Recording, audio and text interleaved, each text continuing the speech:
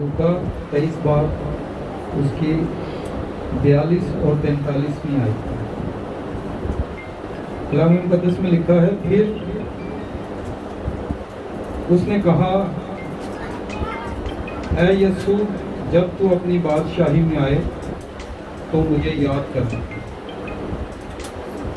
उसने उससे कहा, मैं तुझसे सच कहता हूँ कि तू आज ही मेरे साथ फिरदौस में होगा।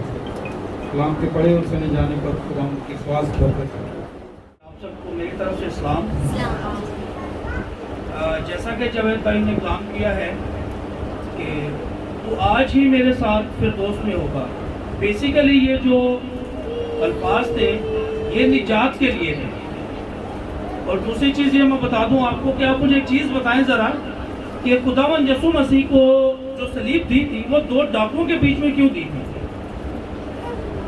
क्योंकि इस चीज़ की पहले से ही पेशेंटरी हो गई थी।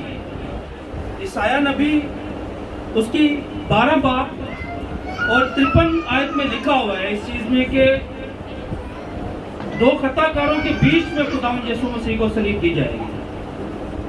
और उस टाइम पे जो दोनों डाकू थे वो दोनों खुदावंद यीशु मसीह को जो है वो लान तान कर रहे थे। लेकिन कुछ टाइम बाद वो डाकू दोनों खामोश हो गए और एक डाकू ने खुदावंद यीशु मसीह से कहा कि अगर तू अपने आप को खुदा समझता है, खुदा मानता है, तो तू अपने आप को भी बचा और हमें भी बचा।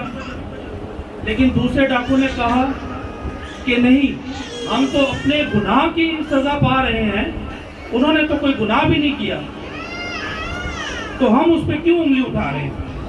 और थोड़े टाइम के लिए जो सीधे हाथ की तरफ, खुदावंद यीशु मसीह के सीधे हाथ की तरफ जो डाकू था वो थोड़ी देर के लिए खामोश हो गया। थोड़ी देर के लिए खामोश हो गया तो जब बोला तो उसने कहा कि खुदावंद, तू अपनी बादशाही में जब भी जाए ना तो तुम्हारी मेहरबानी, मैं थोड़ा अपनी तरफ से, तो आपकी मेहरबानी है कि ज़रा मुझे याद रखना।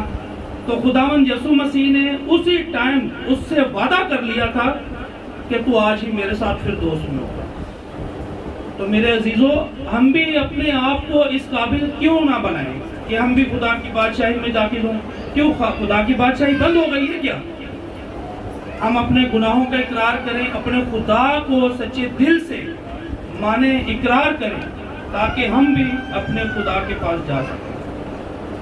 तो मेरे अजीजों, ये कलमा हमें उम्मीद देता है कि मतलब खुदा की जो बादशाही है वो बंद नहीं हुई है, वो खुली है। हम अपने ईमान से अपने खुदा को सच्चे दिल से कबूल करें और बादशाही में दाखिल होने के अपने आप को काबिल बनाएं। आमीन। हालेलुया।